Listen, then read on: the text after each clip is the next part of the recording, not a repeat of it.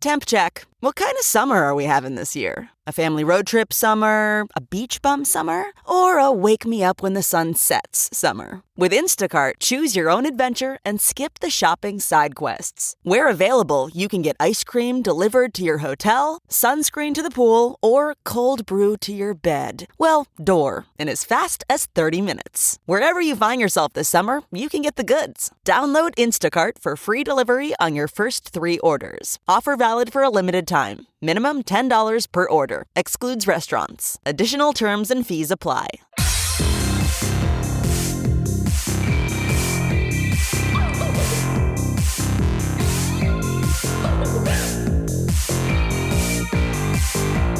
Somebody please think of the children! And welcome back to Scarred for Life, the podcast where we open up old wounds by looking back at the films that scared us as kids. I'm Terry. And I'm Mary Beth. And each episode, our special guest or guests will bring with them a movie that traumatized them as a child. This week, I'm so stoked because our guests are the team behind the new indie horror film Soft Liquid Center that I am obsessed with. We are joined by Steph Holmbo, Joseph Kolean, and Zach Gutierrez, who all three wrote the film, and Steph also stars in the film, and Joe and Zach also directed the film, and they also did everything else for the film. Welcome to the show. Thank you. Thank you for having us. Yes, thank you for having us. Indie filmmaking at its finest, right? Having to take on many different hats. Well, Terry, they also filmed it. Joe and Steph filmed it in their house over the course of I'm gonna start now spieling about your movie for you. Filmed it in their house over 3 years. Isn't that nuts? That's indie filmmaking. You living in the set for literally Living years. in the set, truly. It's cheap. Tell you that. It's cheap. It's one way to cut costs, I guess. But anyway, for our listeners who maybe are not familiar with Soft Liquid Center, Steph, can you give us a little bit of a synopsis of the film? Yes, it's the story of a woman who gets out of an abusive relationship and starts a new phase of her life, moves into a new neighborhood, into a new house, starts a new chapter, and then some inexplicable things start to happen. The house starts to turn on her, things that can't be explained consistently unnerve her. She starts to question what is going on in her house and in her mind. And you follow that journey with her, trying to figure out what is going on in both of those places. I know Mary Beth has a lot of feelings about digging into this movie. So I'm curious, what sparked the kernel of this story idea? It is an amalgamation of several different relationships that I have been a part of, both romantic, friendship, authoritative types of relationships that I've had. And Joe and Zach have been a directing duo for how many years? 7 years at this point. And so 3 years ago, Joe and I talked about starting to write something, and we wrote out an outline beginning with this idea of abusive relationships, of manipulative men specifically. And often in those stories and in culture on the whole, women are not believed, especially if it's not like a true punch in the face that you have to witness yourself.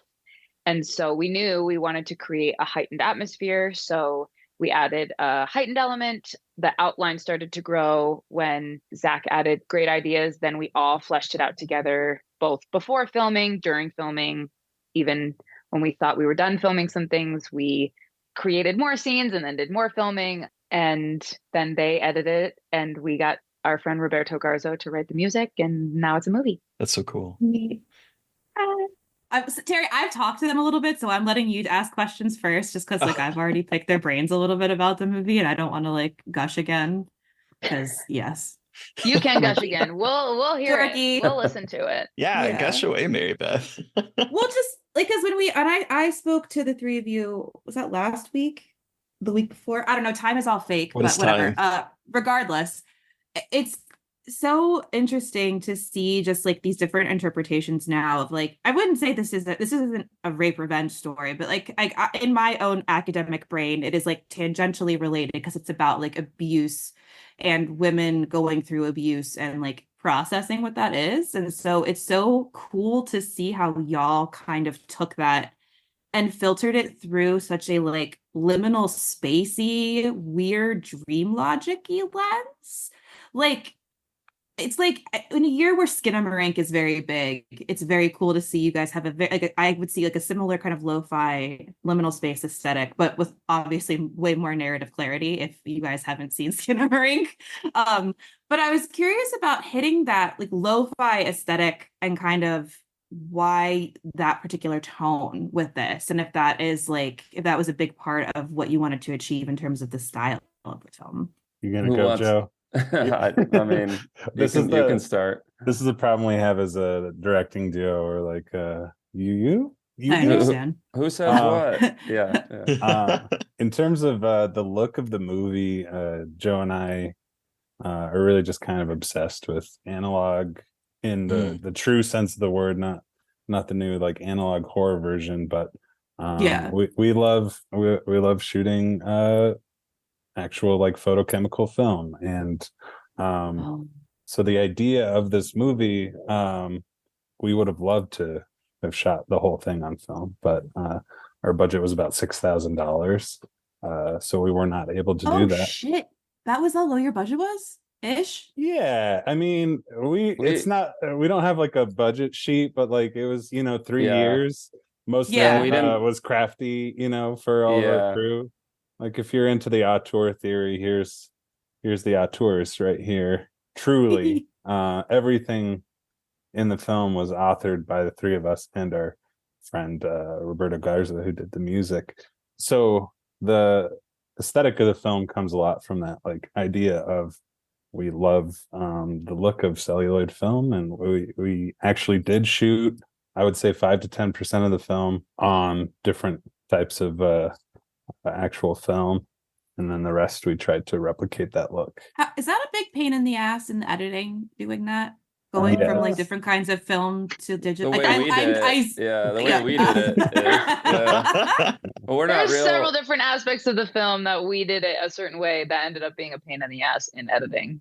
Yeah, this what may be one of them. Mary Beth, I don't know how close your film is to being finished, but if you want to mimic a more cinematic filmic look, I would recommend seeing if you can get some money to pay a good colorist, because they will know how to. We do have that, actually. Okay, that is something I was told and have known about. Yes, I know. I was like, I hear that the color is important. They're like, yes, you need a good colorist. I'm like, cool. I've heard this, because I've tried color correction in the past, just like for fun, to see if I could do it, and I wanted to die trying to learn how to color correct. Like it is a crazy skill, like color correction.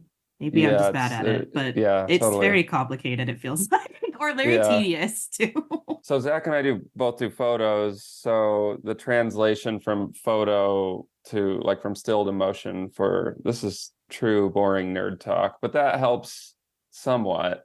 But it's there's a reason why there are people who are full-time colorists with all their software and the know-how of that.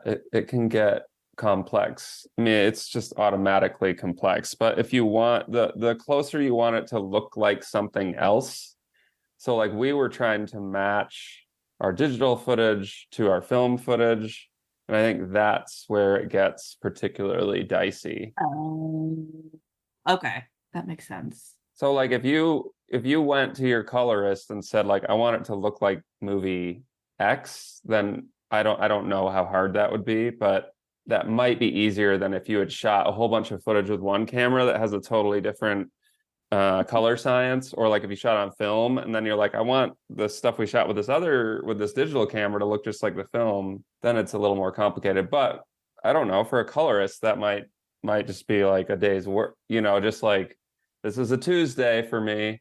But for people that aren't colorists, I just think it's harder. You're like learning as you go. And admittedly, like Zach did the lion's share of the work with that. Like, I'm trying to think. I think for the most part, I would just comment on it. Like I know less about color than Zach. Okay. will have an eye. So it's not. And I know very little. So we were just trying to get it. I couldn't tell watching the movie, so it looked great. Thanks. So thank you. Now you can that's the fun part about indie movie making. Now you can say you were a colorist. Like I can say I did hair and makeup because I helped put blood on people on my movie. I'm like, I did hair and makeup, and I'm also a production designer. There you go. I've done every role Yeah, now. production designer, production manager. We were the grips, But the gaffers. I was just gonna say about the lo-fi aesthetic. Like Steph was a little bit outside of that. That wasn't like part of her role as producer. She just kind of entrusted Zach and I with that, and we ran with it. But we tried to set up the look of the film based on the resources that we have. So with very limited resources, you know, part of the reason the movie cost so little is we just used equipment we already had access to, which is predominantly Zach's. And then everybody worked for free. So, you know, it would have been way more if we had to pay everybody, and if we shot it in like a month or 2 weeks instead of over the course of 3 years here and there, you know. But we're trying to, rather than like your reach exceeding your grasp, which I like when people are ambitious, but we really wanted to work within our means. And so a lot of our setups are humble because we don't have all the doohickeys we'd need to make it look fancier, you know, like the production value. We're like trying to make it look as good as we can given the actual production gear we have. So our point of, I'm like trying to think of how to say this better, but I'm fumbling with it. I guess the way that we've tended to work is if we don't actually have the means to really show off the production value, it's going to look worse if we try to do that. So we'll do little DIY things like build our own dolly or things like that if we believe that it can look as good as if we rented a dolly. But for the most part, we don't do things like that because we know it's gonna look worse, and then at least for viewers like Zach and I, take us out of the story. So that's part of the lo-fi aesthetic is not because we're like big admirers necessarily of that aesthetic. It's just like we're trying to work within our means responsibly, or like what we feel is responsible. There were several things in the creation, from like very onset all the way through the festival circuit, that we tried to take obstacles and make them parameters that would help us get more creative. And I think that something like what Joe is saying, that is one of those things. And there were several other things during the film where all of us had full-time jobs at the time. All of us weren't getting paid. All of it. Like, we tried to take those obstacles and say, okay, if we have the time, like, can we write more scenes as we're filming? If we have the time, can we do this scene again? If we have the time, can we go to a new location? If we have the time. And time was only a resource because we allowed it to be, and also is another huge obstacle. So I think that was definitely a theme while making the film. We also had rules that we established. We didn't 100% stick to them, but we wanted to have clear rules for the image and sound. So when we started, the rule was the camera only moves when there's something supernatural happening. And also in terms of the audio, you only hear the cicadas when there's not something supernatural happening, which is most of the time. That did help us. And I'm curious how you all feel. Terry, I don't know if you are also a filmmaker. I don't know much about you. I had like 2 seconds to look at one of your links. I think it's called Gaily Dreadful, which I thought is such a nice title. It's fun. But I tend to think that, like, I want to believe that if I just if we make a movie, we're trying to figure out how to make another movie together, Zach, Steph, and I, and it would be great to have more than $6,000, like more than our own money. Like, it'd be nice to have financing. But I think there is a point where it's too much. Like, you can have too much stuff or too much money. Like, you just have too many options. So I do think limitations can be really helpful creatively, and can free up the imagination. I think once you're able to push past that frustration zone. $6,000 is not the right amount for making a feature film. I want to say that. It's not. Maybe you have, depending on what you're trying to do, you have $25,000 or $50,000 or $100,000, and that's the right amount. and it provides the right amount of limitation, or maybe it's $1 million, whatever it is. It could be whatever amount, as long as you don't have too much. I think like once you get into too much, it's similar to like other aspects of life when people just have too many resources, you know. That's like, you don't need 4 houses or whatever, you know, you don't need 10 cars. It's easy to overcomplicate things. So it's like, you know, you always want more money. My movie was 50,000, so like more than 6, and like I would have loved more, but I do think there is something really rewarding about the creativity that comes out of it, and also how much you bond with obviously the 3 of you bonded, but like with my crew, it was like 12 actors and like 12 crew members, if that. And like we all were bonded very quickly, because we all had to just like figure it all out to get it done as quickly. And again, like we had a very short amount of time too. So it's like, it is really hard, but it is helpful at least to see it as a positive. Like, all right, let's really push our creativity to the limits here. And like when I'm watching cuts now, I'm like, I know how we did that, and that looks way better than it should. And it's like kind of cool to be like, hell yeah, we made that arc with like $2 and some duct tape. Like, hell yeah, cool. Movie making magic. And I will say, you know, our budget of 6,000 would have been a lot more if we were able to pay people. So that was another limitation, you know, like we probably would have needed 50,000 to pay everybody and be able to do this in a way that we would have wanted to do it. So we just decided to make it really small. So the only people we weren't paying were ourselves, and then a couple of friends every once in a while if we needed, you know, another crew member or another couple of actors for whatever scenes. Well, but okay, we're talking about like how low the budget is and everything, but then there's a really cool scene with the watermelon in this movie, and I don't know, I know we don't want to go to, but there's a really good watermelon scene, and it is shot so well, and it is so creepy, and I wanted to hear more about how y'all did that, because it really, like, just hearing you didn't have that many resources, but seeing how that scene comes out, it's so impressive. So I just wanted to hear more about that scene. Well, we only had 1 watermelon. We didn't even have a second, so we talked about what would happen, and then I was like, okay, well, once we cut it open, we can't close it. That's it. So like they told me like, go until we say cut. Do this scene until we say cut. There were some like bits of audio that they cut out that they gave me direction behind the camera during, but once I'm on the floor with the watermelon, that it was just like, you have to do something until we yell cut, and that's what you see.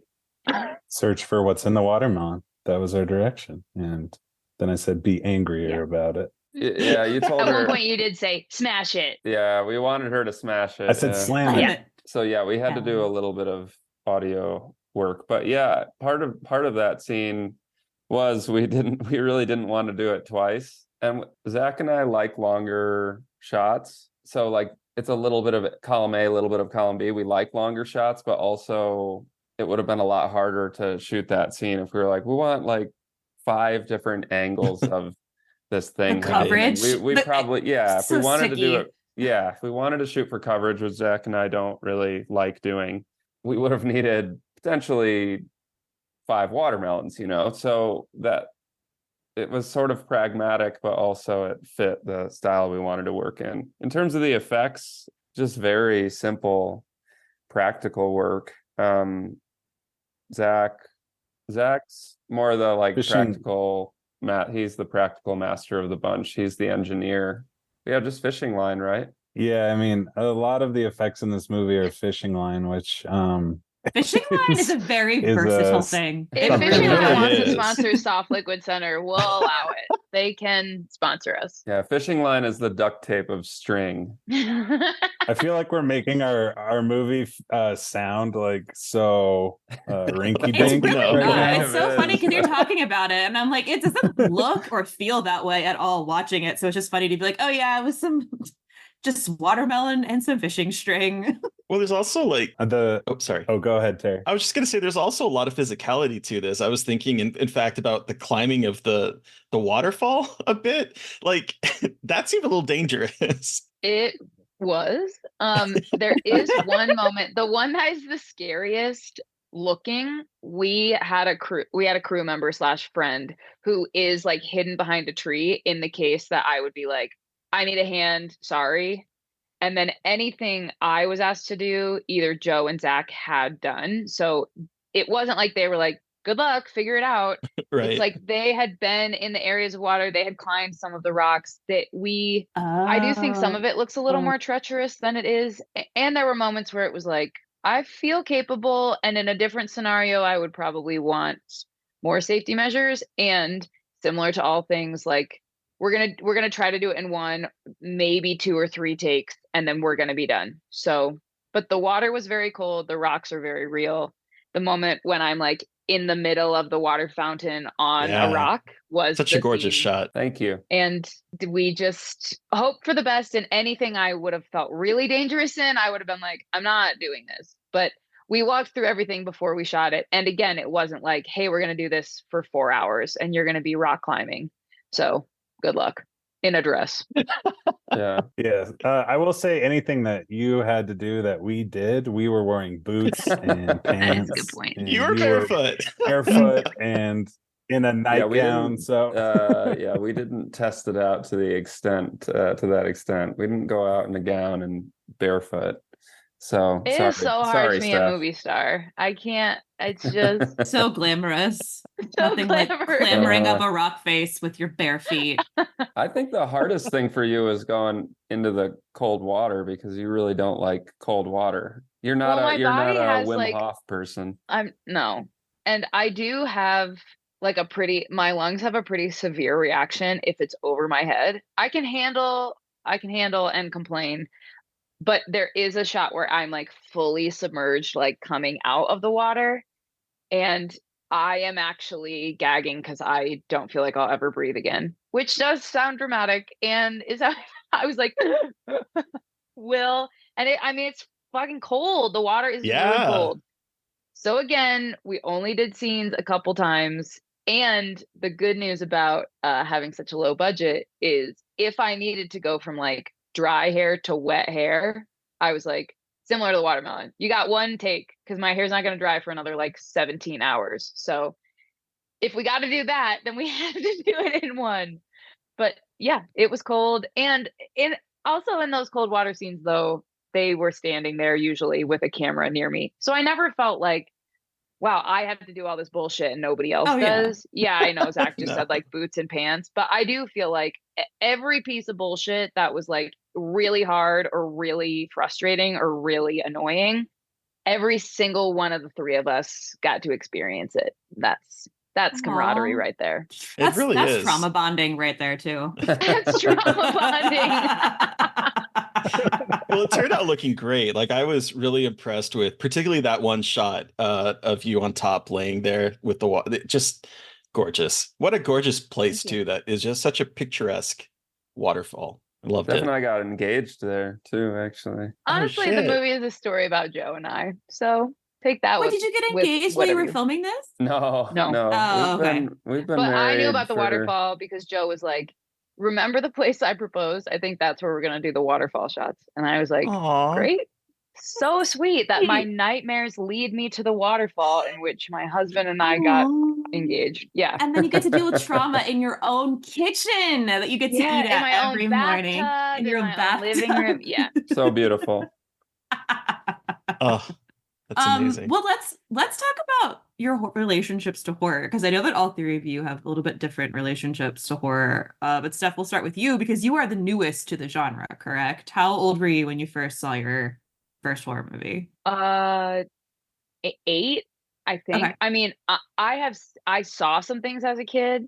Usually it was accidentally or because I wanted to be like my sister, or that my parents were watching something and I refused to go to bed. And so I would walk in and then be like, I can't believe I will never sleep again. I have a very vivid imagination. I had night terrors as a kid.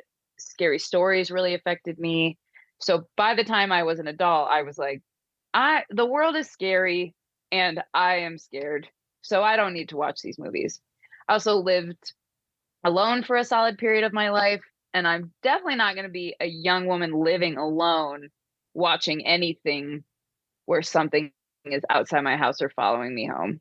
So by the time I met Joe, he was like, I think you'll like this movie, or do you want to come see this movie with me? And it is helpful when there is another body sleeping closer to the door, which is the setup in our house. Let me be clear. And from an artistic lens, I probably in the last 6 years have really found an appreciation for the genre and understood more about the genre, which actually makes it both like scarier in a macro sense, but less scary that I'm going to have nightmares about it or like hear a creak in the night and think it's, I live in the house from Poltergeist. So Joe has really helped. Both Joe and Zach are horror aficionados, and I also don't want to be left out. So when all my friends are watching a movie, I'm like, well, I want to watch it. I want to see it. So I am a baby, both with my amount of time that I've spent in this genre and with my fear level factor. So I have had Joe completely explain a plot to me, and then we will watch it. And I have watched some of it like this, and I don't feel ashamed about that at all.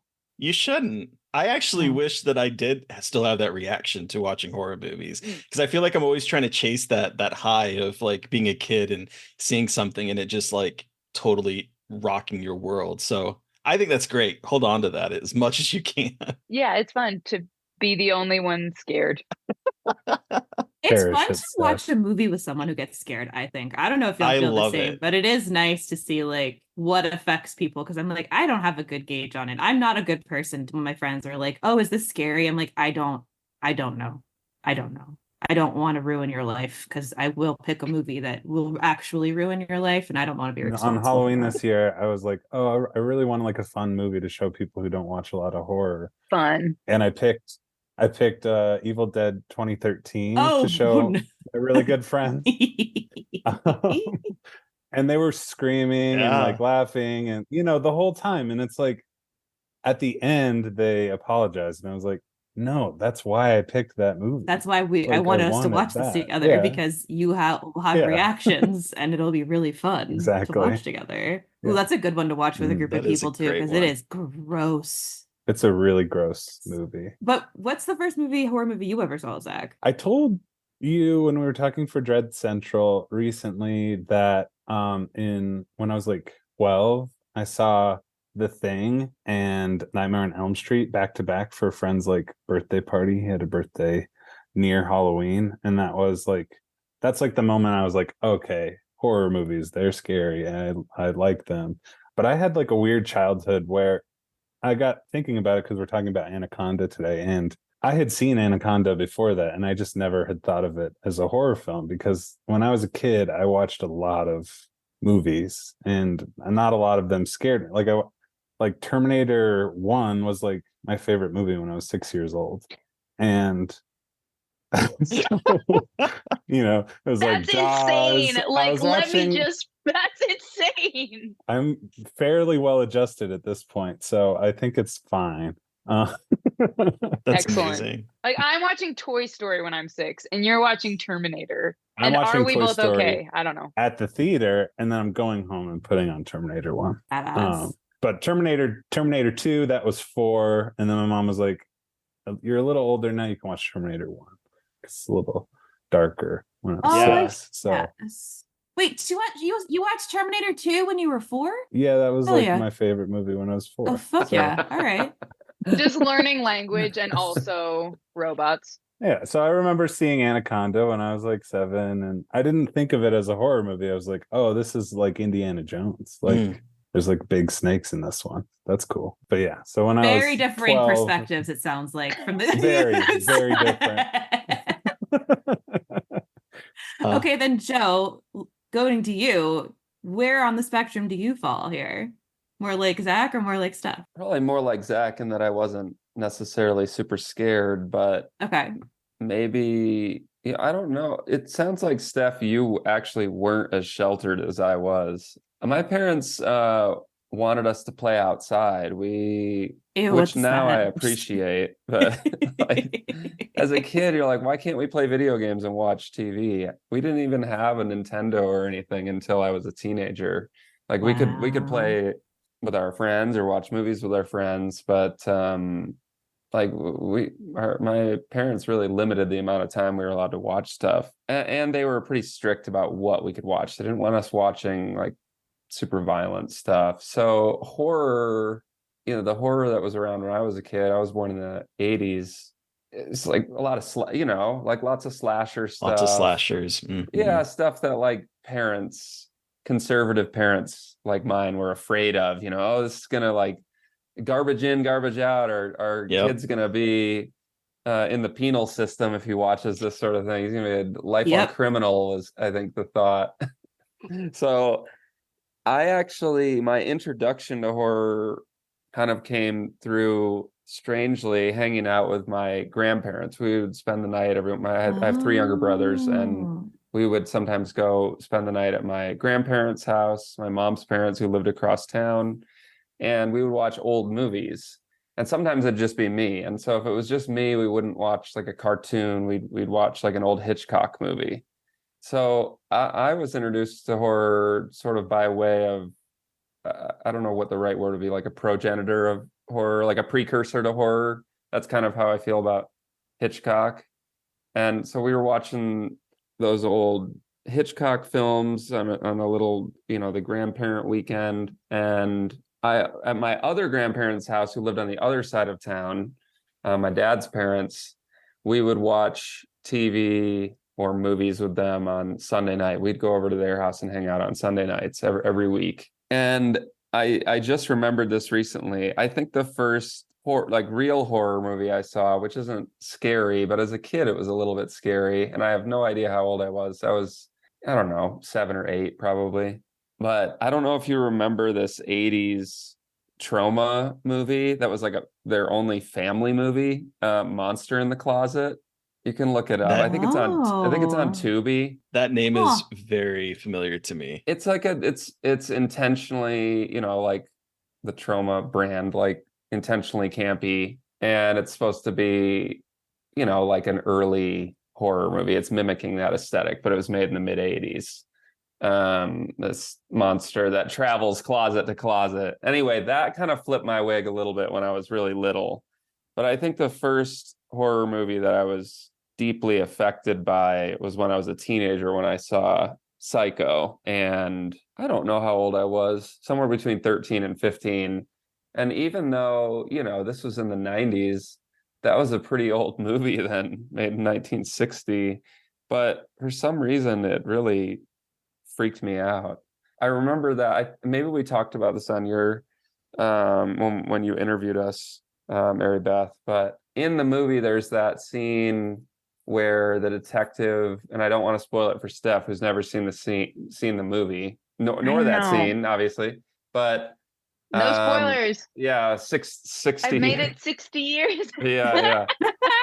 There's a scene where the detective is walking up the stairs. Yep. And so that's the point that made me turn off the movie when I first saw it as a kid. Yeah. I couldn't handle it anymore, and I was like, nope, I'm turning this off. So I know. So that scene, for some reason, watching the movie, I wasn't freaked out, but we turned off the movie and I started to think about it. And I watched it with my parents, and we lived in a 1.5 story, so we had stairs up to the second level. And for some reason, the way our stairs were set up, even though it was an 80s house, it did not look anything like the house in the movie. But the way the stairs were set up made me think of that scene. There's a light at the top of the stairs, and then you have to turn left or right to go to the bedrooms.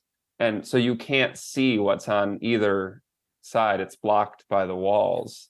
And I looked up at that stairs before I needed to go to bed, and it completely freaked me out. It's like not an embarrassing degree. I mean, I still went up there, but I was really overthinking it.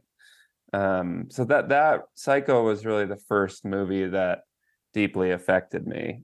Monster I don't remember if it's Monster in My Closet or Monster in the Closet. I don't remember the exact title, but that movie is probably the first horror movie I saw, which freaked me out as a little kid, but not nearly as much as Psycho, given that I had to really think about it to remember Monster in the Closet. But Psycho's like right there. I can still pinpoint how I felt looking up the stairs to go to my bedroom. Oh. And then I've been a horror fan ever since. As a little kid, I just wasn't really allowed to watch much. Right. So, I mean, I definitely would have watched anything. And I like all different types of movies, but horror has a special place because I like the feeling of being scared, but knowing that generally you're safe, like this imaginary realm. I feel the same way about reading books.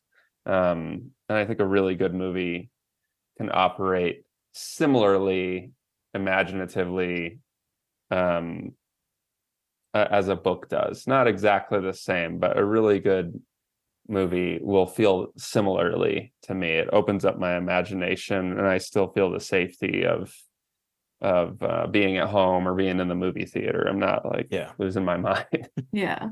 Well, okay. So we've talked about your work, we've talked about your horror histories, but Steph, we're talking about specifically your Scarred for Life pick. And what film have you brought with you today for us to discuss? Anaconda, a Christmas classic. Christmas classic Anaconda. All right. In Anaconda, National Geographic film crew is taken hostage by an insane hunter who forces them along on his quest to capture the world's largest and deadliest snake. Oh, boy. I have a lot of thoughts about this. I know Mary Beth has a lot of thoughts about this, but let's take it back. How did you see this movie? How old were you? Why is this your Scarred for Life pick? I'm dying to hear your horror story with this one. First thing I want to say, I'm so thrilled that neither of you had seen it before I have brought it to your life. I'm so excited. What a beautiful gift I have given to you in 2020. It's true. It's honestly true. So I grew up actually in a small town in Maryland, right off the Chesapeake Bay. Wait, where? I know, we haven't talked about this yet. I grew up in Chesapeake Beach. Okay. I know, it's wild. Nobody's from Maryland, and then suddenly you meet a person from Maryland, and you're like, what county are you from? Wait, Chesapeake Not Beach, what city. like water park? Where that water park is? That's I used to go there every summer because they had like the discounted evenings, and I used to go there every summer all the time with my family. French fries with like friggin' vinegar on top. Yeah. Wow. Everyone's from Maryland. From the past. Anyway. Everybody go to Maryland, go to the water park. You might love it.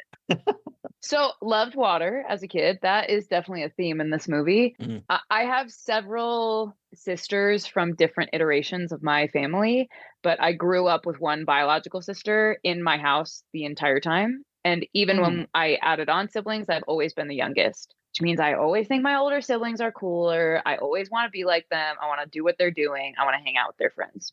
So it was my sister's, I think it was her 13th birthday, which her birthday is a day before mine. Hers is May 24th. Mine is May 25th. We usually had combined birthday parties. May 28th. Wow. Our stars are aligning. Maybe we had a birthday party at the same time at the water park. That would have been amazing. Anyway, sorry. Incredible. But, I love it. End of May, great time to have a birthday. We would often have combined birthdays, but this year, because it was her foray into 13, she had just her friends over, but I was allowed to hang for an hour and then watch the movie that they chose. So the first thing I know about my sister's 13th birthday is that was the day she got her first period, which she did announce to the whole birthday. So I don't feel like I'm spreading too much information about her. She was thrilled. And the second thing she announced was the movie she chose to watch with all of her friends and me, the 9-year-old, was Anaconda. And I was just wanting to hang. What a day. And I mean, J-Lo was like huge then. Yeah. Owen Wilson was fine. Like John Voight has always been old. So congrats to him. Like I just remember Ice Cube like hanging out. Ice Cube. What a performance. And the first moment that I remember carrying into my dreams was the tiny snake sucking on that guy's finger. And then John Voight like pulling it off. And like, first of all, looking at it with beauty. And second of all, just the blood running down his finger. Where's that actor? I don't know. But I had dreams. I, again, had night terrors as a kid. I had dreams about snakes or water creatures. I lived in a watery place constantly after that, and being like, I can never watch a movie again. I can never watch any movie, but also any scary movie again, because I will imagine that thing coming into my second story bedroom in the water. Anaconda. Anaconda. So you mentioned the snake biting. Was that the scene that like really got you? Not the regurgitating of the body or any of that stuff? Or that's the first one I remember thinking, that's the like, first one? What have I gotten myself into? And then the CGI Owen Wilson in the snake shot. Because his face is like, which I know this is a podcast, so people cannot see, but his mouth is gaping. He looks like a skeleton frozen in a mid scream, and he's inside of a snake belly. That I do remember in my dreams. Art. And then like the idea that the snake could jump. I mean, snakes don't have legs, so that's probably the wrong verb, but like shoot out of the water really high, which is why I thought my sister and I shared a room, and I slept in a trundle bed that was like, her bed was against the wall. Mine was basically underneath the windows. So I figured, oh no, on the land that our house was built on, that the snake would shoot up to our bedroom. And then if it came in the window, it was like coming right onto my bed, onto my body. And then I would turn out to be like Owen Wilson inside of the snake belly. Fingers crossed, then the snake doesn't puke me back up, because that is also something we learn in the first 30 seconds of the movie. Chekhov's vomit, like in the very beginning of the movie, it like sets it up, and so I saw that, and I'm like waiting. I'm like, okay, who is getting regurgitated in this movie? And you have to wait so long, but you do get that moment. What, Zach? Yeah, just at the beginning when the text comes on the screen, and it's all just like fake information about snakes. They're just like, anacondas can get up to 40 feet long. They're the only snakes that regurgitate their food so they can kill it and eat it again. Okay, that's just not true. I don't think that's true. It's so not true. Okay, look, let me get Give on my us some anaconda knowledge. Here we go. Okay, here we go. So before I worked in horror, I worked at Animal Planet, and while that does not mean I am a qualified expert, I watched a lot of videos about anacondas, and videos of anacondas always go viral because people love watching these giant fucking snakes eat things. And so like every time, and when I worked at National Geographic, this was the same thing. Anytime there was video of a giant snake eating something, it doesn't matter what it was, it would go insane because people go nuts over these snakes. But the thing is, they eat so slow. So I'm watching this movie, and this anaconda is moving so fast and eating so quickly. And I'm like, it takes them days to digest. If they move that quickly after they eat, they'll die. And I'm just like, I'm no fun. Like, I am just like lame as shit. Because I'm like, they don't regurgitate them like that. They have to they don't swallow them that quickly. It takes forever. And also, they kill them by shattering all of their bones, and they suffocate. They're not that alive when they eat things. So they kill by suffocating and crushing your bones in your body until like your body is basically just mush. And they don't really attack people unless you're fucking with them. Very shockingly, an animal attack movie, they're not. I was gonna say an animal attack movie that doesn't necessarily follow the creature's habits. That never happened. Fucking. But the part where like it was moving so fast after eating John Voight, I'm like, that is factually inaccurate. It would be asleep for days, and they're very sweet and slow. What is now when we talk about the John Voight wink, or do we talk about that later? Like, when do we talk about that? The regurgitation, the wink, the fall over. Like, come on. That is cinema mastery. Like, nothing is better than being such a horn dog that even when you're half digested by a snake, you wink at Jennifer Lopez. Like, honestly, all right. It works for the character. It really does. The line, it's been a long time since I've had a woman. That whole sequence. She puts on the lipstick, like shaking. She's like, I was watching this with my roommate, and I saw her putting lipstick on, and I was like, wait, is she gonna go seduce John Voight? Is that what we're watching now? Wow. And also my favorite, I forgot, female anacondas cannibalize male anacondas during breeding season. Happens a lot. Praying mantis style. I like that. Yeah. So is it a matriarchy, the Anaconda Society? I don't know if it's necessarily question. matriarchy, but they are like females do have to eat more and they do eat the boys. So it sounds like yes. Honestly, I I'm think getting so. more and more respect for anacondas as we have this conversation, which I think is the point of the movie. So I love them. I think they're scary as shit. Like, don't get me wrong. If I saw one in real life, I would run the other direction. But I think they're cool. how long can they actually be? It's like 20 feet. 30 I looked feet. it up. 30 feet. And they can weigh They up can get to 20, 30. 30 feet, and they can be like a foot thick, like a thick Okay. boy, and then 550 pounds is what the internet is telling me. Huh. See, what would have been even better in this movie is if they had like attacked while it was eating, because that's when they're the most vulnerable. I should write an Anaconda movie. Scientifically I actually think there accurate. is Anaconda 2, but I don't think there's Anaconda 3. There is Anaconda 3. There is Anaconda 3. Yes. There is Yes. 4 sequels. Yes. 4, 5 total. Yes, Anacondas? there is Anaconda. There's Anaconda's Hunt for the Blood Orchid, which was released in theaters in 2004. Oh, that's right. And then there were 3 direct-to-video releases: Anaconda 3, Offspring, Anaconda's Trail of Blood, and then Lake Placid versus Anaconda. Incredible. So I guess the I have been alligators. telling people that I was going to have this conversation about Anaconda, and the amount of people who have told me that their first scary movie was Lake Placid is more than one, which is insane. Like, who watched these movies and why did they scare us? Well, it's like they're made. So it's funny because like Anaconda, when I'm watching this, like it's so silly, but I see why it scares people. Because like if you're a kid and you're like watching the animal attacks and you don't like fully get the sense of humor, you're like, fuck this. And then same thing with Lake Placid, because again, I feel like they both are kind of like silly creature attack movies. And I feel like creature attack movies, for the most part, are usually like skewed a little bit silly for like on the sillier side. And it's like, oh, this will be fine. It's not that scary. And then it's like, no, actually, you've given me an absolute fear of X, Y, and Z. I mean, like I saw Jaws and was terrified of sharks.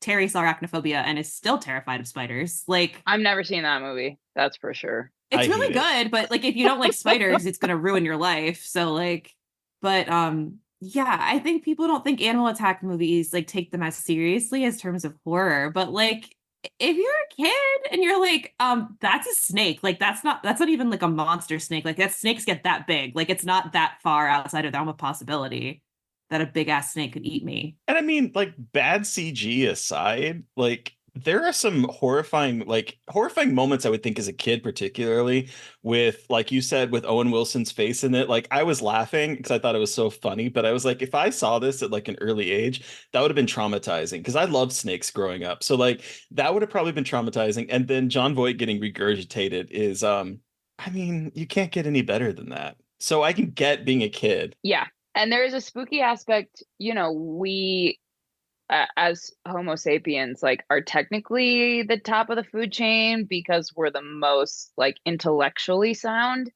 but there are aspects of animals that do things so much better than us. So when they fall in the water, every time you're like, they're fucked. They're dead. Snakes are better in the water than we are in the water. Like they're similar to sharks, it's just like, if you have 8 legs, you can probably move faster on land than I can. And then I am spider food.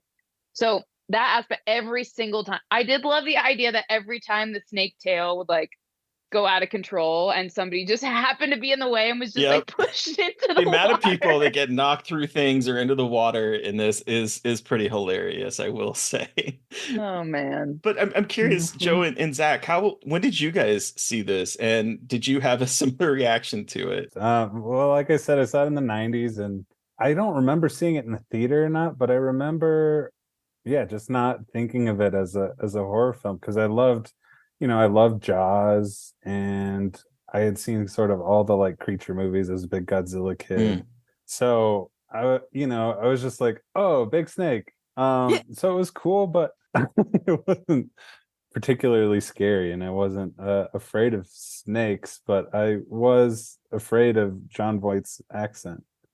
So that's what I took home. John Voight is the scariest part of this movie, period. The end. He's the real villain, you know. The snake. Snake's just trying to live, man. Yeah, he's just trying to get some food and then regurgitate it and then he does eat it eat again. Danny Trejo at the beginning. Everybody, just so everyone knows, Danny Trejo What is at the beginning. Cameo! Getting I know. Poor Danny. Poor Danny. What I love about that cameo, though, is that as I was watching this, and again, this is my first watch for it, but I was sitting there and I was like, oh, this kind of reminds me of the ending of Jaws, where he's on the boat is being attacked. It doesn't sink like Jaws, but he climbs up onto the as farthest he can, and I'm like, well, in Jaws, he would have been relatively safe. I mean, of course, the shark could tear apart the boat, but the shark can't get him. And so I did like this little moment where the camera with the snake vision is moving up, and you're just like, oh, yeah, there is no place for him to go. And so I did enjoy that moment as sort of like a wink and a nudge to Jaws. The first scene is actually kind of good because they don't show the snake. Yeah. So you're like, oh, it's like gonna be kind of a Jaws type of movie. They're not showing the snake. And then the second they like take the boat into the territory, it's just like 5-second shot of the like fake snake in the grass, and you're like, oh, we lost all the goodwill here. And then it eats a panther. With so much force that the eye is ejected out of it. That was my favorite moment. The fact that there's an eyeball. So like it crushed him so much that the eyeball just went boop. I just so good. I actually did see this movie in the movie theater. Okay. Oh, hell yeah. And I was thrilled to see it in the theater and thrilled while I was watching it in the theater. I couldn't believe my parents were letting me go see it. That was the first thrill. And then, yeah, I just loved it as a kid. I'm trying to remember how old I would have been. I don't, like 13 or something, but I was pretty sheltered. Like I said, pretty sheltered 13-year-old. So I was like, oh, cool. I get to go see a movie that my mom and dad don't really want to see. I get to go see it with my friends. And I hadn't seen enough movies at that point to realize that this was a really silly B movie. And I think I'm trying to think if I had seen Jaws yet. I think I had. And so I think I understood at least that it's sort of in the vein of, it's in the lineage of, Jaws and the animal attack sort of thing. I had definitely seen birds, so I'd seen the birds, and I like understood that, but I didn't really understand that this was not a particularly good movie. I just thought it was great. Now I think it's great in a different way. I think what I took away, so Steph and I rewatched it the other night, and my main takeaway was, wow, they like don't make any mid-budget movies like this anymore that go to the theater. Like any movie like this is straight to VOD, which I think is a real shame. I'm pretty sure that the cinematographer of the movie, Bill Butler, is the same guy who shot Jaws. So I really think they were trying to go for like their version of Jaws and just missed the mark. I think partially because of what Zach's talking about, they really want to show off the animatronic and CGI mix. In spite of like how bad the CGI is, I still wish there were producers and studios that were willing that would make this type of movie now that we could go see in the theater with like legit actors. Yeah. Jon Voight was once a great actor. And I was like trying to think when his downfall began, and I wonder if this is part of that because it's such a bizarre thing. Zach and I were talking earlier, and like, why did they make him a guy from Paraguay? Like he could just be an American poacher. It makes no sense. No, it doesn't. His accent is incredible. It's hilarious. It's just like the accent is unplaceable. The accent is completely insane because I don't know a lot of Paraguayan people, but I don't think I think that's all Jon Voight. I think he was like, I've got an idea. Roll with this. I had known that Jon Voight's accent was something to behold in this movie beforehand, because it's so funny, because if you type in Anaconda and Jon Voight, one of the things that's going to pop up in Google search is accent, because everyone talks about it to the point that he was like nominated back in, I mean, I don't like the raspberries and that kind of stuff, but like he was nominated for Stinker's Bad Movie Award for Best Supporting Actor and Worst Fake Accent, and he won both. At that time. And this movie was nominated for a lot of raspberries, which I'm not a fan of those. However, raspberries or the Razzies? Is it the Razzies? It's the raspberries, but it's the Golden Raspberry Award. They call it the Razzies. Oh, I didn't know the raspberries. I was like, what are the raspberries? Yeah, they call them Razzies.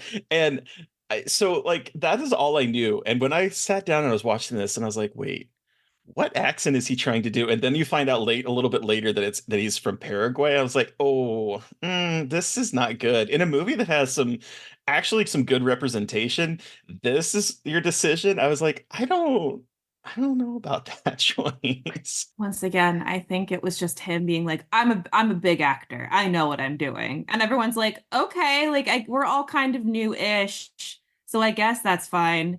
And then you're like, I wonder what everyone was thinking on set. So I so badly want to know if everyone was just like kind of scratching their heads, like, do we tell him or do we like just every time the camera's not on them, they're just like looking at each other, being like, yeah, who says anything? Don't laugh. Don't like laugh.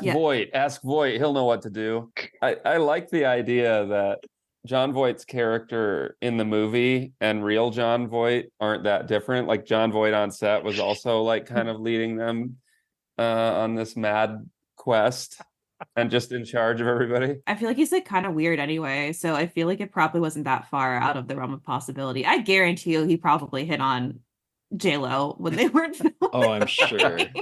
There's no way he wasn't a cretin. I wonder what it felt like for him though to go from Heat to Anaconda.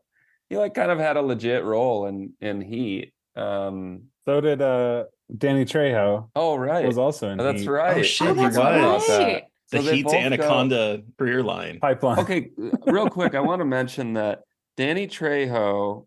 So first of all, you find out immediately that there's something bursting through the bottom of his boathouse, and to find out that it's a snake, like in the logic of the movie, snakes, these anacondas can bust through walls.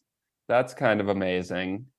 But I love that the nails flew up. Like the nails are ejecting out of the. I was like, oh, wow, the most powerful being on the planet. But I'm trying to like the scene. I like the scene, but upon reflection, it makes zero sense. So he can't. So once he knows the snake is in there, why doesn't he just shoot himself? It's purely movie logic or movie maker logic, where it's like, well, we have to get this like kind of Jaws tribute in where he's up at the mast at the top. But if he knows he can't escape the snake, why does he climb all the way up there just to shoot himself? It makes no sense. Because he loves the drama. Come on, leave him alone. He wanted a dramatic end. He's a dramatic guy. He's like, if I have to die, it's going to be iconic. Exactly. That's what we always say about Danny Trejo. Flair for the dramatic. I will say, for every delightful thing about this movie, the final 2 lines make me want to punch someone in the face. They finally stumble across this group of people who does not want to be found, does not want to be seen. They've had all of these lessons that the Anacondas have taught them. And then Ice Cube says, should I go get the camera? And J-Lo's like, I think that's a good idea. It's like, I know. Can you get out of the fucking jungle, you dummies? They don't want you here, any of them. When they got to that point, I was just like, America. Like, of course, that is like the first thought is I'm going to go get this camera and film these people who have no desire to be found and broadcast it to the world. America. It is a very USA film, and I like that, Terry, because I mean, I don't like that it's a very USA film. I like what you said, because they go down, they kill this beautiful species down there, and then they finally get to the real reason why they're there, which is to film these people that don't want to be filmed. And rather than beautiful saying analogy something like, for the USA. we've learned some things about our journey, about our precious lives, they're like, finally, when she has that, she like says that thing to John Boyd where she's like, this documentary is supposed to be my big break. I'm like, this? Also, Ice Cube's Leave them alone. Well, I mean, like, Eric Stoltz is still downstairs with a hole in his neck. I know. No, But he comes up in that one moment and instantly starts bleeding. Okay, but this is the thing. Okay, National Geographic shit though is so real in terms. Like, I thought they were gonna do something cool with talking about like going into these areas and trying to film people and exploit them, but they didn't, because like when I worked at wow, all of my past is like really helpful for this movie. When I worked at National Geographic, like that was the heart. Like those are still conversations they have, and they have not learned. Like, maybe don't send like the white guy to take photos of the indigenous tribe. Like, maybe we should look for people that live in the area. And they're like, why? And we were like, okay, cool. So it is fascinating that they're just like, after all of that, let's get our cameras and like film. It almost feels like it would be in a shitty like Screen Life or found footage movie of like, get the camera and keep filming of like the tribe as they emerge from the mist. It's just like, also, how does your camera equipment still work? How does everything, like, how is it not fucked up? How is it still filming? How is your sound equipment still working? Like, that's what I want. There's no sound equipment. Yeah, like, Owen Wilson, who was the sound guy, he's gone. It's just Ice Cube with his Aton XTR on his shoulder. Beautiful camera, by the way. Yeah, we love the XTR. We very much are jealous of Ice Cube's camera equipment. He's never shooting during interesting moments. Even that one part of the movie where he says, "Oh, well, I'm going to follow them, to see what they find." It doesn't appear that he's actually filming anything. He's like never actually filming the snake. And she's like, next time we should get that on camera. It's like, yeah, maybe you should, John brother. Boyd, like catches a fish. Yeah. Also, like, listen, you are being hunted by a snake, which I'm sure puts you a little bit into a survival brain space. But if you're there, maybe rather than being like, I wish we could find this tribe, it's like, pivot. Not the documentary about John Boyd, but like film that fucking snake. That somebody clearly, Mary Beth says everybody wants to see snake. Everyone wants it. They like film that would have been her big break. She wouldn't have had to work. None of them would have had to work ever again if they had filmed like an anaconda human snake attack. You know, the scientific breakthroughs that would have come through with that study of behavior, of snake behavior. They would have had a National Geographic article all about them. Missed opportunity. I just wanted to very quickly say the first thing that Ice Cube says when he comes on screen is, "Today is a good day." Poetic. Beautiful. So poetic. It's interesting though, because Mary Beth, you're saying that that like anaconda videos and snake videos eating things is always like a big draw. So apparently this movie gets played on the South African television station E.TV and has become kind of a national running gag because they air it several times every year during the mid-2000s, to the point that on Twitter people were complaining that this movie is constantly playing. And I guess like this channel like was trolling everybody, like, guess what, you're seeing it again on Saturday on social media. And the truth is that even though people were like, this movie again, it apparently was drawing so many different eyes that it was like a big moneymaker and a big talking point for this small TV in South Africa. So people love to see it, whether it's real or not. I'm part of those people. I love to see it. So I understand their perspective. Same. I mean, like it's like good dumb fun. You know what I mean? Like it's one of those movies that's like really not that deep, and it's just like kind of a bunch of tropes in the jungle. But it's still fun because it's a giant snake attacking them, and I think the pacing is fun. And I also love it's, especially now that I've made a movie, like the way they try to make a film crew and like talk about the film crew on the boat is just very funny. He's like, I'm the sound guy, I'm the line producer, or like the production manager. And I was just like, wow, I love this like this like little parody we have of like the what filmmaking is. And then it just goes to shit. But I just found that the very producer funny to who's me. constantly wearing her shirt tied right underneath her bra, then when things get bad for her, suddenly her shirt's not tied anymore. That's how she gets disheveled. It's like her oversized button down could not possibly show her midriff for one more second because she is upset. She's got to cover all of her flesh now. How does especially she? Especially after her and Owen Wilson about to fuck in the woods and get attacked by a boar. By a boar. That's a nice reveal. You think it's going to be a snake, but it's not. I have a real hard time with the scene where John Voight is tied up and she goes to stab him, I guess. I just was like, how can someone who's supposedly this angry be this inept? He's tied up. He's sitting on the ground. Just stab this guy. And then she ends up getting murdered by his John thighs. Voight. By his thighs. Because he launches himself, similar to the snake, launches himself just with his legs, like gets them underneath him and then pushes himself up the pole. The real monster is the snake inside. That's right. That's right. The moral. But she has to die so that you get John Voight being regurgitated and winking. So I'm grateful for that, I guess. But I don't know that I've seen a movie with that inept of a almost kill. And then he becomes so spry.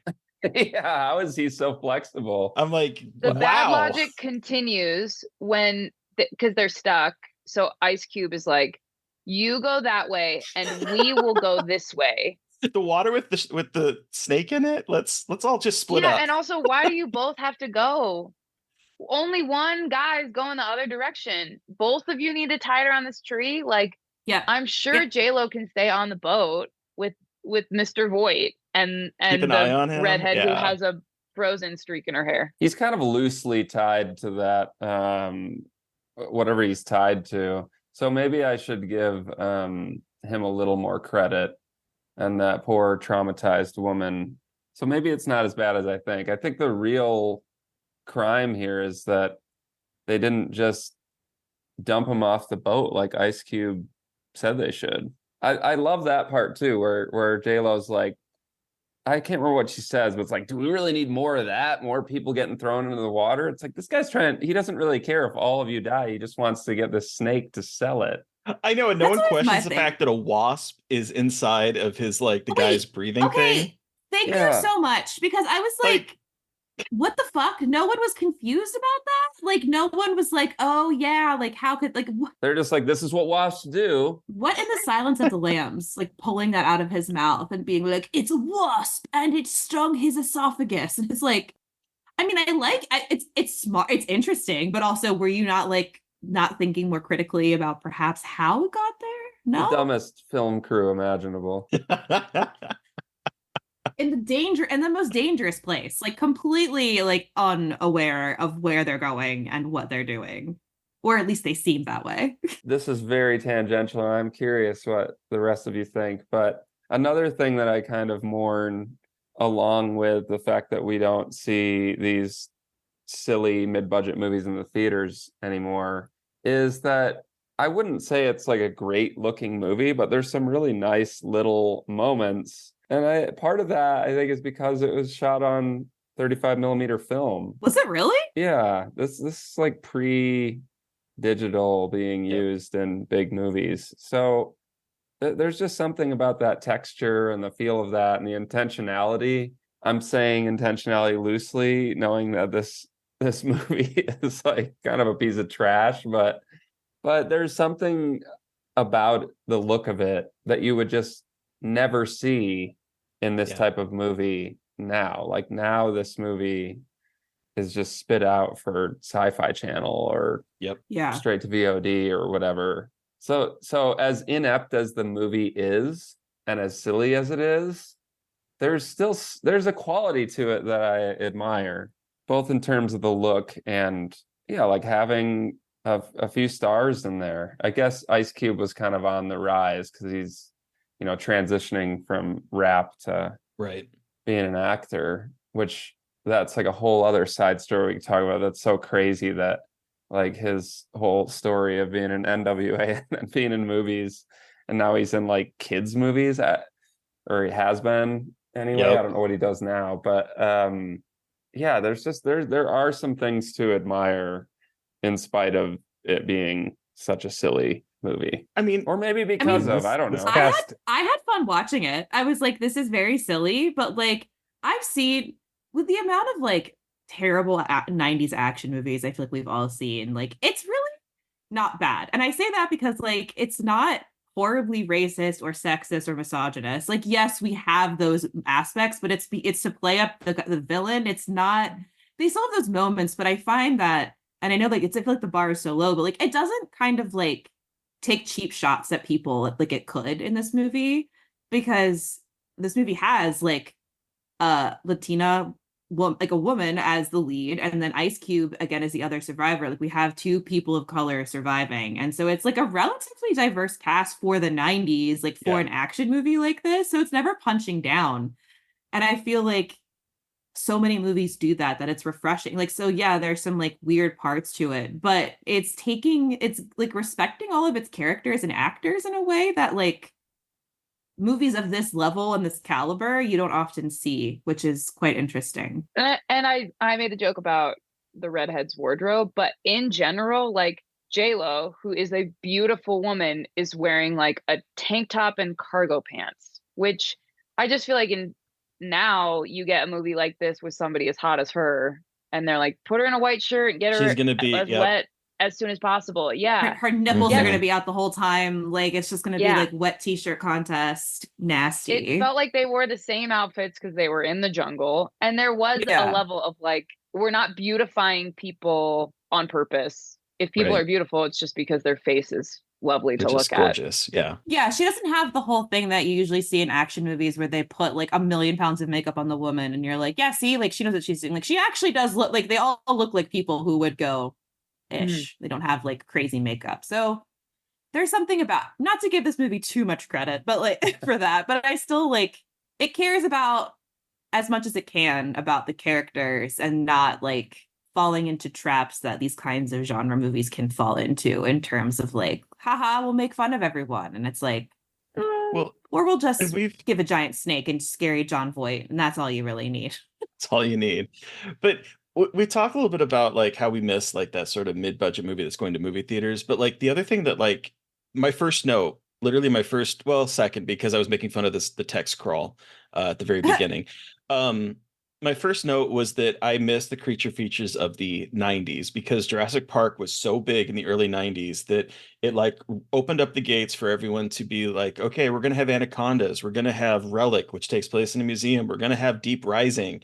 We're going to have like all of these mid-budget horror movies that are going to play in theaters that have big studio backing that usually have like actors that people are familiar with or are in like this case like J-Lo and you know all that type of stuff. So I do miss it. Made me very nostalgic for that time period because I don't know how I'd miss this one because I was a huge creature feature fan in the 90s. I am surprised that you missed this one because you're an aquatic horror creature feature guy. So this is like very you. Speaking of which, I didn't realize this was aquatic horror. I don't know why I didn't think about it being aquatic horror, but as we're watching, it's like aquatic horror, which is one of my favorite subgenres. And I don't know why I didn't put that together. Obviously, it was going to be aquatic horror. They're on a fucking boat in the middle of, you know. But I didn't even think about that. But yes, it made me very nostalgic for that time period of these big action horror movies, monster features that were coming out in the 90s because of the success of Jurassic Park. And I wish we had more of those. And there is something that is, regardless of if it's a B movie, that if a movie is of this ilk, if it's a creature feature, it is really fun in the movie theater. Mm-hmm. One, you hear other people's reactions. Two, the snake is truly big. Like, I mean, I've never seen Jaws on a big screen, but I can only imagine what the shark feels like that big. Like, even if the movie is bad, when the creature is big, the noise is loud, people around you are jump scaring, like that is a really fun experience that I think is really rare in this day and age. Yeah, same. I mean, it's like all the sequels that were direct to video, I believe, were produced for the Sci-Fi Channel. So like that's sort of like the legacy of this film. And I do think that, I mean, Sci-Fi does a lot of creature features. and they're probably of the same quality of like the sequels of Anaconda, but I miss, like, I was trying to think of like the last, other than Meg was a big, of course, but that also was a expensive movie. But then Crawl, the movie with the alligators, like In New that was like, Orleans. yeah, I think it was, where like they're stuck in the house and there's a hurricane that comes in. Like, I love that, and I was like, I really wish we had more of those, because those, I don't know, there's so much fun, and it's like it's my favorite type of horror. Me too. Well, do we want to wrap this up? I'm glad we went sort of Oh, full circle with this one. right? I'm Oh, so no, don't apologize. We started hating and then got all the way through, and now we're back. Yeah. Just like a snake We eating its own all tail. love Anaconda. Yes, exactly. Yeah, it's a fun one. My husband walked by while I was watching it, and he's like, "Are you watching Anaconda?" And I was like, "Yeah." He's like, "Okay." I was like, "It's a fun time. It's not amazing, but I like it's entertaining. It's good popcorn horror, and I need that. I've watched too much sad shit. I need like a little bit of fun." So yeah. I like that era of J-Lo as well. Yeah. Enough. Do you remember her movie Enough, where she learned how to beat the shit out of her abuser? I love that movie as a kid. Yes. I remember Like, it, but I've why never did seen I love it. that movie? I remember the My mom was trailer. like, "Look how badass she is." I'm like, "Mom, you don't want me to watch certain movies, but you show me Enough, where this woman is like beat to shit by her husband and then finds out how to beat him."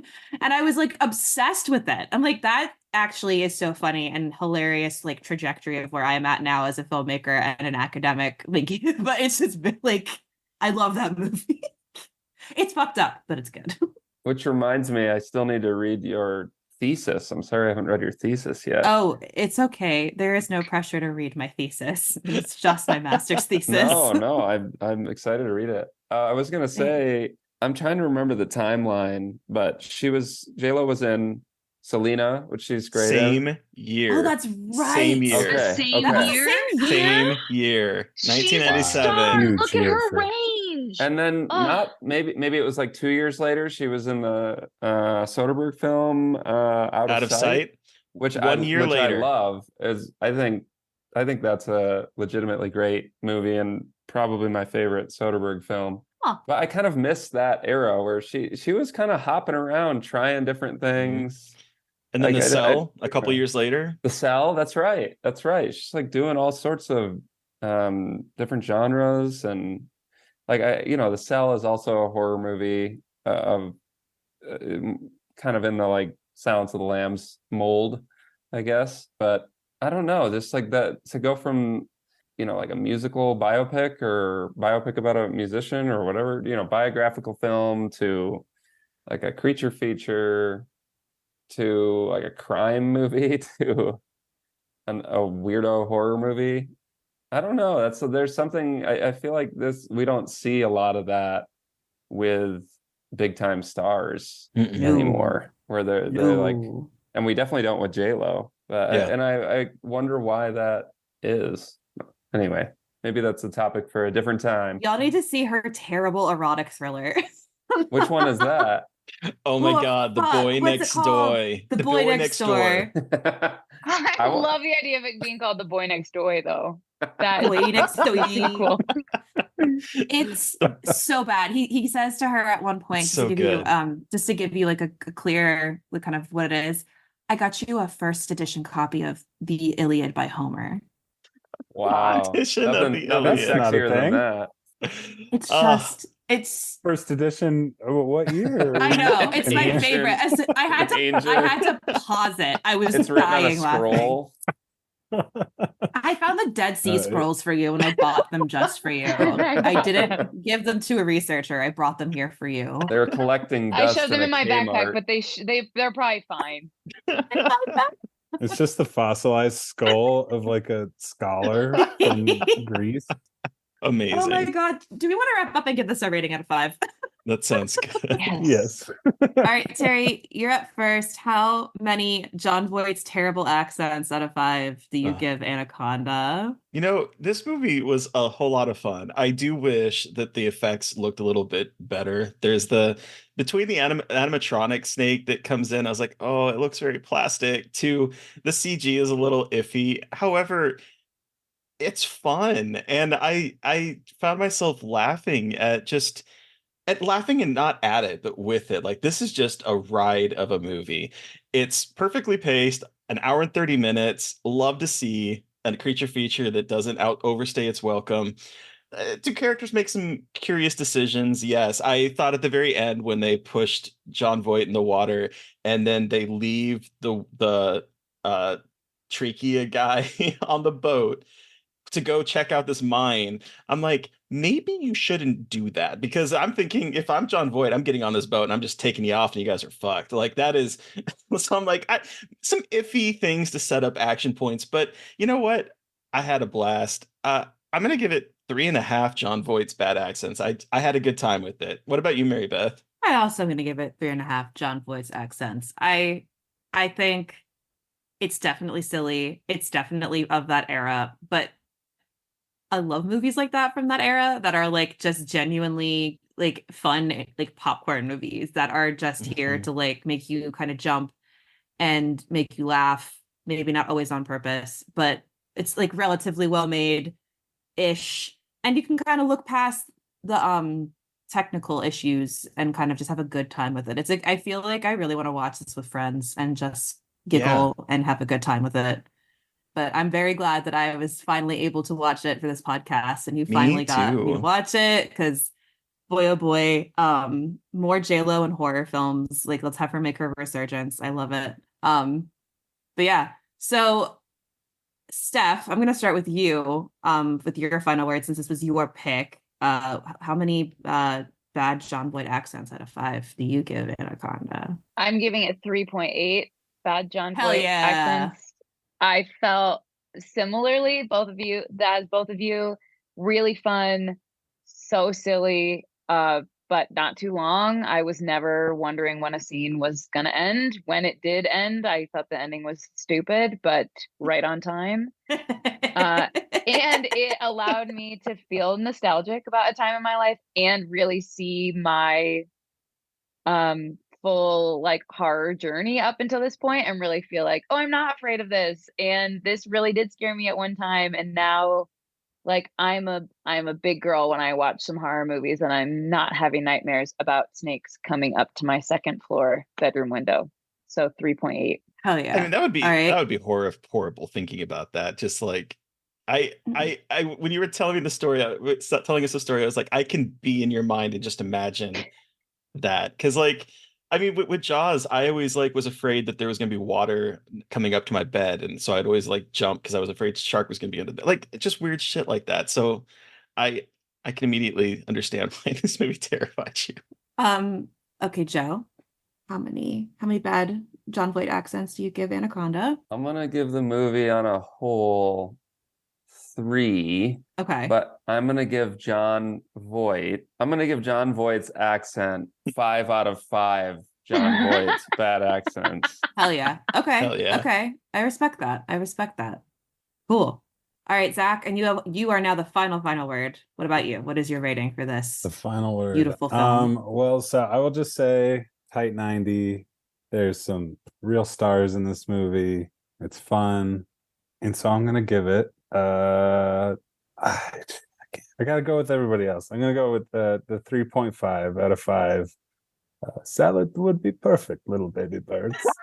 Yes. We John got Voight? it. We got it. Are you here? He's here. We summoned him. I want that audio. I'm going to save that audio clip and set that as like an alarm sound or something just for the rest of my life. Incredible. Beautiful. Thank you. That's the real gift here. That is the real gift. Well, thank you all for joining us to talk about this movie. So the floor is yours. Are you guys online? Social media? What do you guys have to talk about? Plug away. Anything you guys want to say? We are online. We're on Instagram at Soft Liquid Center. That's our movie. We're on Instagram, all of our names. My name's Steph Holmbo, Joe as Joseph Kolean, Zach as Zachary Gutierrez. And you can also find things at perryhomevideo.com or stephholmbo.com. And our movie is online on VOD starting tomorrow, December 12th. So that will be after this comes out so people can check it out. Yeah, on Apple TV or on Amazon Prime, and then some other. Those are the easiest ways to find it, though. Listeners, you've heard from us. We want to hear from you. What was your experience with Anaconda? You can send us an email at scarredforlifepodcast@gmail.com, or you can reach out to us directly on social media. I am at MB McGanders on Twitter and at MB.McGanders on Instagram and Blue Sky. And I am at Gaily Dreadful everywhere. And don't forget to follow the podcast on Twitter and Blue Sky at Scarred Podcast and on Instagram at Scarred for Life Podcast. And please don't forget to review, rate, and subscribe. And if you want to help support us, we do have a Patreon. Thank you to Eric Power for our artwork. Thank you to Sean Keller for our music. Thank you, everyone, for listening. Please stay safe out there, but most importantly, stay creepy. And until next time.